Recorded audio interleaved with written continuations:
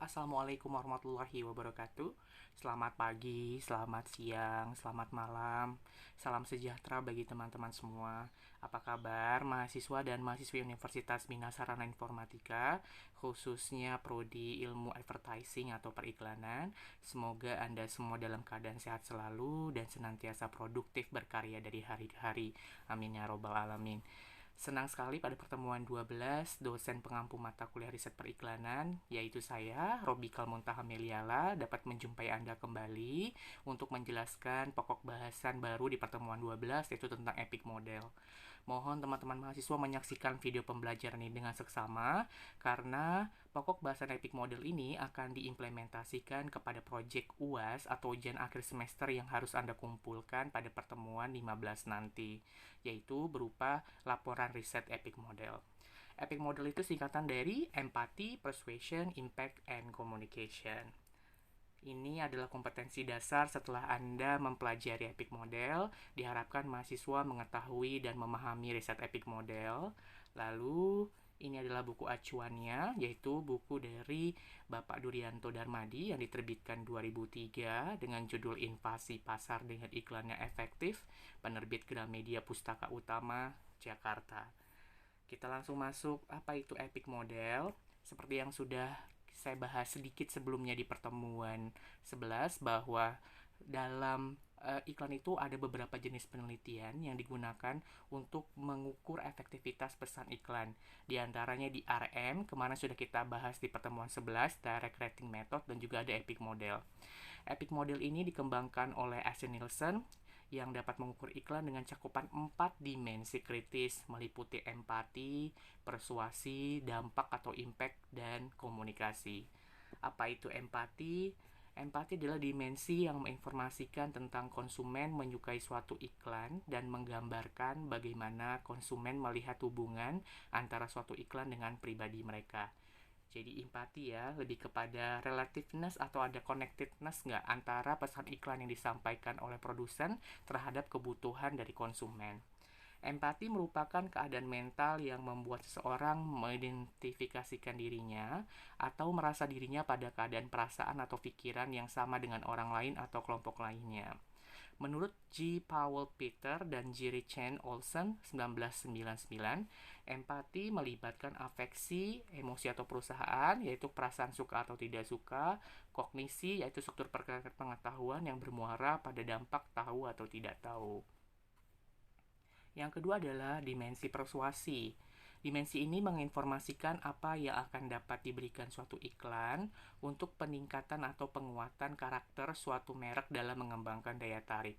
Persuasi merupakan perubahan kepercayaan, sikap, dan keinginan berperilaku yang disebabkan komunikasi promosi. Lagi menurut C. Powell Peter dan Jerry Chick Olson 1999, Central Route Persuasion, jalur sentral menuju persuasi cenderung akan muncul ketika keterlibatan konsumen mengalami peningkatan yang berfokus pada pesan produk dalam iklan promosi.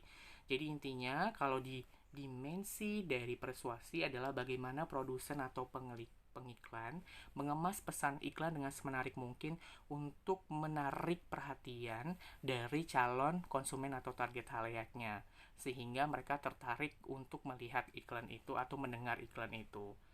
Lanjutnya, ada dimensi dampak atau impact.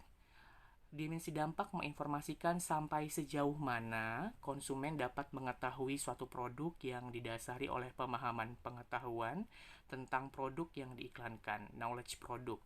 Setiap orang dalam memahami suatu iklan mempunyai keanekaragaman pemahaman, karena keterlibatan atau involvement dari setiap konsumen bervariatif dan pengetahuan pemahaman konsumen dapat diukur dengan 4 tingkatan produk, kelas produk, bentuk, merek, dan model. Di mana dalam level ini kita hanya mengetahui sejauh mana sih target halayak atau calon konsumen kita dapat mengingat iklan kita yang dilihat dari kategori produk, bentuknya, merek, dan model yang dijual atau diperkenalkan. Selanjutnya adalah lebih kepada gambaran tingkat pengetahuan produk yang dilihat dari 4 kategori, yaitu kelas produk. Misal kita memilih di sini iklan minuman segar dingin ya. Berarti kita harus membahas kategorinya per klaster. Kelas produk merupakan bentuk minuman, bentuk produknya ada serbuk, mereknya di sini misalnya Segar Dingin atau Nescafe dan modelnya adalah saset. Kemudian dimensi komunikasi, yaitu dimensi yang menginformasikan kemampuan konsumen mengingat pesan utama yang disampaikan dalam produk iklan, kemudian mengubahnya menjadi coding baik dalam bentuk gambar, kata-kata, ataupun tindakan yang ditransmisikan melalui billboard, televisi, surat kabar, surat penawaran, ataupun majalah. Ada dua model komunikasi dalam coding, yaitu encoding, menciptakan komunikasi, dan decoding atau pemahaman informasi komunikasi. Epic model ini akan diterapkan dengan pendekatan penelitian kuantitatif. Jadi Anda akan menyebarkan kuesioner kepada responden, di mana saya meminta minimal 30 responden untuk mengisi kuesioner Anda untuk menguji efektivitas suatu iklan tertentu. Ya, kemudian dan dihitung dengan sama, kita dapat menggunakan beberapa skala. Untuk kasus ini diminta untuk menggunakan skala Likert, tapi ditentukan dari skala peringkat yang paling terendah adalah 0 sampai dengan 6 yang menggambarkan posisi sangat negatif hingga sangat positif gitu ya. 0 itu adalah sangat negatif, 6 itu adalah yang sangat positif. Dengan rumus seperti yang tertera di slide ya. Rentang skala sama dengan rentang bobot per M. M-nya itu adalah banyaknya kategori bobot. Gitu. Penggambaran tabel terhadap variabel penelitian nanti akan dibagi menjadi 3 kolom utama. Kolom pertama berisi parameter riset, demografi, brand awareness, dan dimensi epic model. Kolom kedua berisi variabel dan subkolom kualitatif dan kuantitatif. Dan kolom ketiga adalah berisi nilai variabel. Penggambaran tabel variabel penelitian dengan parameter demografi dapat dilihat pada slide berikut ini. Demografi itu biasanya berisi tentang nama, jenis kelamin, usia, kemudian pengeluaran dan pekerjaan gitu, dan wilayah tinggal. Ya, seperti yang terlihat di slide. Nah, ini penggambaran tabel dari variabel penelitian dengan parameter brand awareness. Bisa lihat sendiri, misal kita sedang meneliti tentang iklan Segar Dingin, maka pertanyaan bentuk kualitatifnya, pernah melihat minuman pencegah panas dalam merek Segar Dingin di TV? Nanti bisa dipilih indikatornya pernah atau tidak pernah gitu. Dan top of mind, brand recall, dan brand recognition nanti diminta responden untuk menyebutkan merek yang sudah ada di benak mereka dalam top of mind, kemudian brand recall dan brand recognition-nya siapa aja gitu. Untuk penggambaran parameter epic bisa dilihat sendiri pertanyaannya. Nah, teman-teman hati-hati, pada penelitian epic model ini kita menggunakan 7 skala ya. Kalau kemarin kita hanya menggunakan 5 skala, sekarang kita 7 skala karena dimulai dari nilai yang sangat negatif 0, kemudian 1, 2, 3, 4, 5, 6 sampai nilai positif adalah 6 gitu. Jadi kita tidak menggunakan 5 skala tapi 7 skala. Nah, pertanyaan contohnya adalah bisa dilihat di slide, pendapat mengenai iklan TV minuman segar dingin. Pertanyaannya, setujukah Anda iklan TV serbuk minuman segar dingin adalah baik? Nanti responden dapat memilih dari skala yang ada indikatornya, dari sangat tidak setuju sekali bernilai 0, sangat tidak setuju nilainya 1, tidak setuju nilainya 2, cukup nilainya 3, setuju nilainya 4, sangat setuju nilainya 5, dan sangat setuju sekali nilainya 6. Nah, teman-teman, jika sekarang masih kebingungan, kira-kira merancang pertanyaan seperti apa ya yang disesuaikan dengan konsep iklan saya, jadikan semua pertanyaan kuesioner yang ada di slide ini sama persis dengan apa yang akan kamu tulis nanti dan akan kamu bagikan kepada responden. Tapi, jangan lupa disesuaikan dengan iklan yang kamu sedang bahas sekarang. Iklan yang kamu bahas sekarang untuk angkatan ini adalah project otomotif. Jadi jangan bertanya tentang minuman segar dingin, tapi diganti sesuai dengan iklan produk otomotif yang sedang kamu garap sekarang. Contoh, setujukah Anda bahwa iklan misalnya iklan motor Suzuki Suzuki GSX pada poster berikut adalah baik gitu ya. Jadi jangan diikuti minuman segar dinginnya. Minuman segar dinginnya diganti sesuai dengan iklan yang sedang Anda uji sekarang, yaitu iklan produk otomotif Anda. Tetapi jenis pertanyaannya sama seperti ini. Jadi empati ada 2 pertanyaan, dimensi persuasi ada 2 pertanyaan, dimensi dampak ada 2 pertanyaan, dimensi komunikasi ada 3 pertanyaan. Gitu ya. Ini kita dapat variabel yang akan kita ukur, yaitu variabel empati, ya. Kemudian variabel persuasi, ada variabel impact atau dampak, dan ada variabel komunikasi. Nah, untuk satu variabel yang pertama empati terdiri atas 2 pertanyaan yang harus diisi responden dengan pilihan 7 skala tadi, ya. Skala tadi itu yaitu dari sangat tidak setuju sekali, sangat tidak setuju, tidak setuju, tidak setuju, terus ada setuju, ada cukup, ada setuju, kemudian sangat setuju, dan juga sangat setuju sekali. Nah, ini adalah 7 skala Likert yang Anda pakai dalam penelitian EPIC model ini di Project UAS. Untuk empati, pertanyaannya adalah, setujukah Anda bahwa iklan minuman segar dingin adalah baik? Ini karena contohnya minuman segar dingin ya, nanti disesuaikan dengan iklan produk otomotif yang sedang Anda garap. Yang kedua, setujukah Anda bahwa Anda menyukai iklan segar dingin? Nah, gitu ya. Yang kedua, persuasi. Setujukah Anda bahwa tertarik dengan serbuk minuman segar dingin? Itu untuk dimensi persuasi. Setujukah Anda bahwa Anda berkeinginan membeli serbuk minuman segar dingin? Nanti diganti minuman segar dinginnya sesuai dengan produk otomotif yang sedang Anda garap. Untuk variabel dampak atau impact ada 2 pertanyaan juga. Setujukah Anda bahwa Anda tahu betul mengenai serbuk minuman segar dingin? Pertanyaan kedua, setujukah Anda bahwa iklan minuman segar dingin lebih kreatif dibandingkan iklan pencegah panas dalam lain? Ya, untuk di impact ya, jadi dibandingkan pertanyaannya dengan produk lain. Kemudian untuk komunikasi, ada 3 pertanyaan. Nah, komunikasi berbeda sendiri teman-teman ya, variabelnya dibandingkan variabel impact, variabel persuasi, dan variabel empati. Untuk komunikasi ada 3 pertanyaan di sini. Setujukah Anda bahwa iklan segar dingin lebih jelas dibanding yang lainnya? Ya. Yang kedua, setujukah Anda bahwa iklan segar dingin mampu mengkomunikasikan pesan? Yang ketiga, setujukah Anda bahwa mengerti pesan yang disampaikan dari iklan segar dingin? Nah, lagi-lagi saya tegaskan, minuman iklan segar dingin hanya contoh di sini. Nanti pada aplikasinya sesuaikan dengan iklan yang sedang Anda garap sekarang, yaitu iklan otomotif. Jadi tergantung kepada pembagian produk kemarin yang sudah dibagikan antara satu mahasiswa dengan mahasiswa yang lain.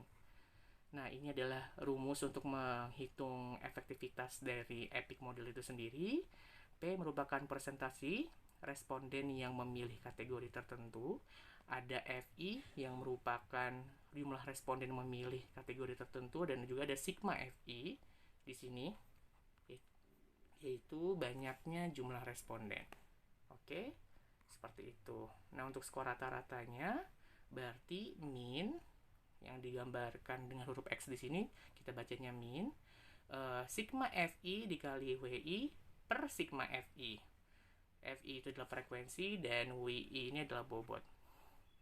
Nah, ini seperti yang kemarin juga sudah saya jelaskan.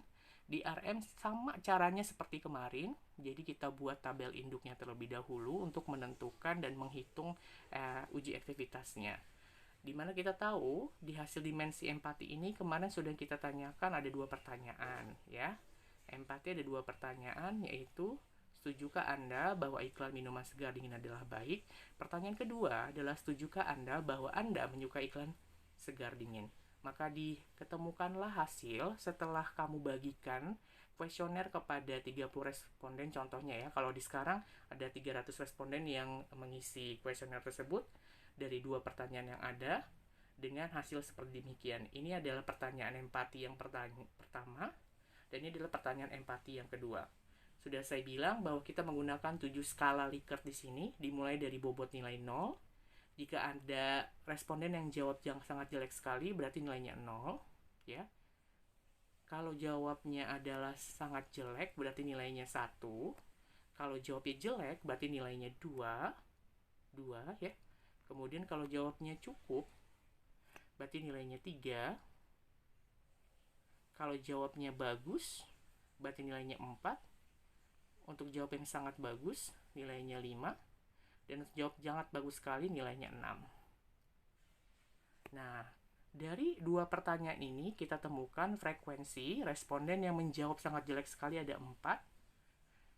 Yang jawab sangat jelek ada 1. Yang jawab jelek ada 10. Yang jawab cukup ada 124. Yang jawab bagus ada 136. Ya. Kemudian yang jawab sangat bagus ada 11.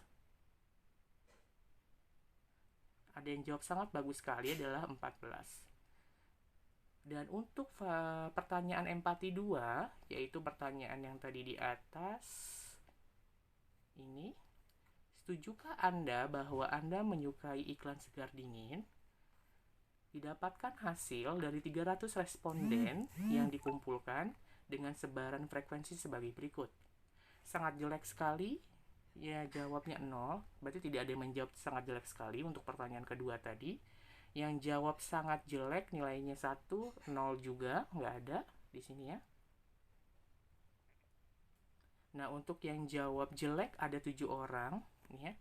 Ternyata yang jawab jelek ada 7 orang. Kemudian jawab cukup ada 152 orang. Yang jawab bagus ada 123 orang. Jawab sangat bagus ada 11 orang. Dan jawab sangat bagus sekali ada 7 orang. 300. Nah, untuk mengetahui skor efektivitasnya seperti apa, saya hanya memberikan contoh untuk satu variabel saja ya, dimensi empati. Untuk dimensi persuasi, impact, dan communication caranya sama, jadi tinggal kamu analisis sendiri. Nah, kita mulai seperti kemarin yang sudah kita lakukan di DRM, jadi dikali dulu. Nah, ini jawabannya untuk yang empati. Nah, 0 kali 4 ini dapat dari mana? Dari sini.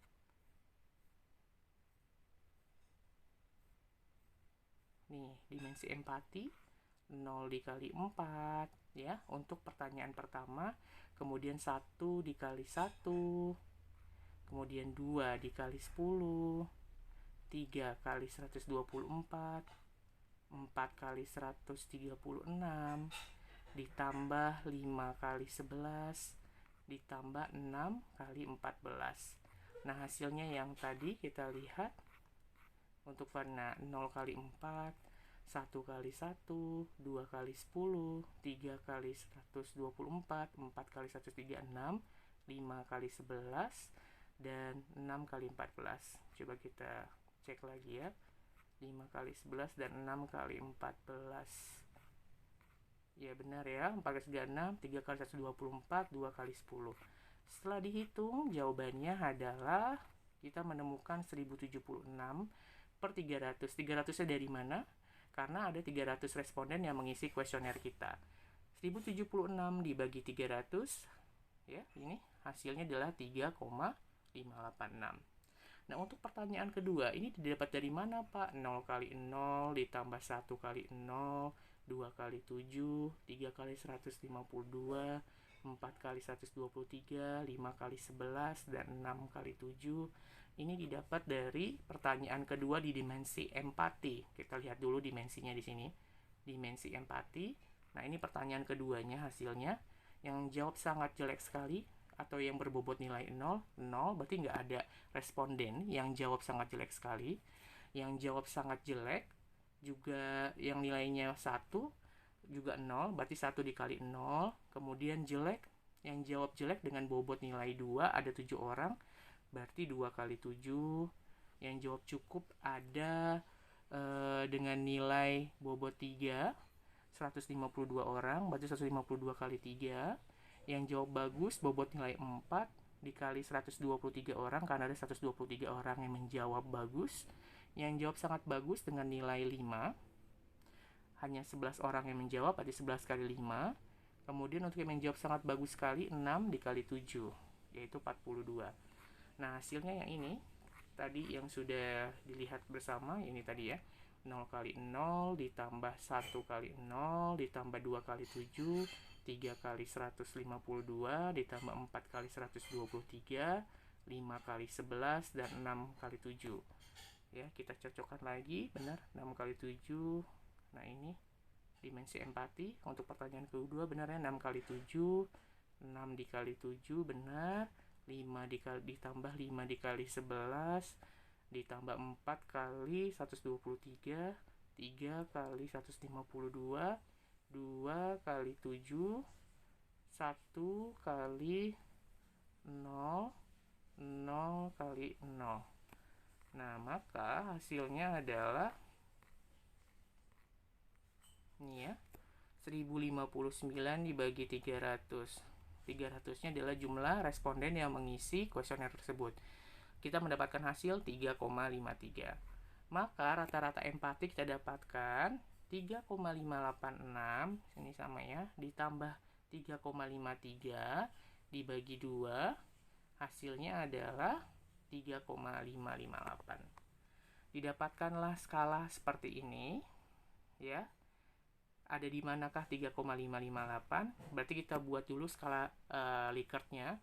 Kita ada 7 skala di sini, ada 0, 1, 2, 3, 4. Kita bikin 7 skala di sini dari 0 sampai 6, ya.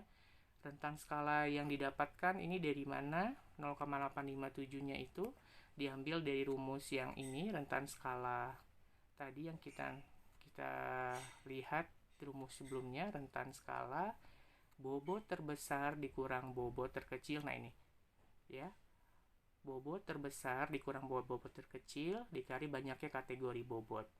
Berarti skala 0,857 itu didapat dari nilai bobot terbesarnya tadi adalah 6 dikurang bobot terkecil 0, banyaknya kategori bobot 7. 6 dikurang 0, 6 dibagi 7. 6 per 7 hasilnya adalah 0,857.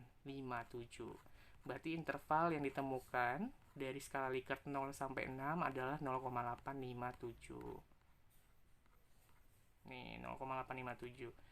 0,857 ya, sampai ke 6. Nah, kita ada di mana? Tadi hasilnya 3,558. 3,558 termasuk efektif. Nah, ini artinya apa nih? STS artinya sangat tidak efektif sekali, sangat tidak efektif, cukup efektif, sangat efektif, atau sangat efektif sekali. Di mana nilai paling tertinggi adalah 6. Nah, kita ada di nilai 3,558, berarti ada di sini. Antara cukup efektif dan sangat efektif, berarti ada di sini efektif. Oke. Begitu juga dengan yang persuasi. Ini didapat dari mana? 0 kali 1 ditambah 1 kali 2, 2 kali 3, 8, ditambah 3 kali 160, ditambah 4 kali 94, ditambah 5 kali 3, dan 6 kali 4, didapat dari di hasil tabel induk persuasi. Nah, ini. Ya, ada 2 pertanyaan juga yang ditanyakan di level persuasi. Seperti yang sudah kita tahu, pertanyaannya adalah ini, ya. Setujukah Anda bahwa Anda tertarik dengan serbuk minuman segar dingin? Setujukah Anda bahwa Anda berkeinginan membeli serbuk minuman segar dingin? Nah, didapatkanlah jawabannya seperti ini. Yang persuasi 0 dikali 0 untuk pertanyaan pertama, ya. Kemudian 1 dikali 1, ya. Kemudian 2 kali 3, 2 kali 3, 2 kali 38, 3 kali 160, 4 kali 94, 5 kali 3, dan 6 kali 4. 6 kali 4. Ini sama seperti yang di tabel ini yang persuasi. Nah, ini. Ya, 6 kali 4. Nah, hasilnya 972 dibagi 300, 3,24. Begitu juga pertanyaan kedua, dapat hasilnya seperti ini, 3,63. Kita cari nilai rata-ratanya, 3,24 ditambah 3,63. Ya, 3,24 ditambah 3,63 dibagi 2. Dibagi 2, hasilnya adalah 3,935. Tinggal kita gambarkan di mana dia ada. 3,93 masih cukup efektif. efektif ya. Impact dan communication juga seperti itu. Setelah kita mengetahui semua nilai rata-rata dari setiap variabel, yaitu variabel empati 3,558, kemudian variabel persuasi 3,935, kemudian variabel impact 3,57, dan variabel communication kita mendapatkan 3,87, maka epic model semuanya bernilai, nah ditambahkan kemudian dibagi 4 ya, gitu ya. Ini 3,48 didapat dari mana, Pak? Didapat dari jumlah ini 3,87 ditambah 3,57 ditambah 3,935 ditambah 3,558 dibagi 4, karena ada 4 variabel yang sedang kita ukur. Maka nilai epic model yang diketemui dari penelitian yang sudah kita lakukan adalah 3,48. Selanjutnya, silakan Anda gambarkan diagram seperti ini. Nah, ini adalah sumbu X ya. Ini sumbu X, nah ini adalah sumbu Y. Kita ingin mengetahui dari efektif empati di sini, yaitu 3,558, berarti ada di sini. Untuk persuasi 3,935, berarti ada di sini. Kemudian untuk impact ada di sini 3,87. Nah, untuk communication 3,87 sini. Digambarkan inilah bentuk epic modelnya. Begitu teman-teman ya. Jadi nilai 3,48 ini didapat dari mana? Dari ini. Hasil dari variabel komunikasi 3,87 ditambah 3,57 ya. Ditambah variabel dari persuasi 3,935 dan variabel empati yaitu 3,558 lalu dibagi 4 karena ada 4 variabel yang sedang kita ukur. Nilai rata-ratanya adalah 3,48. Dan silahkan digambarkan seperti ini. Ini untuk yang empatinya 3,558. Nah, ini untuk persuasinya ada di 3,9335. Di impactnya ada 3,87 dan di communicationnya ada 3,8. Komunikasi 3,87 dan impactnya juga impact ada 3,57 ya harusnya 3,57 di sini.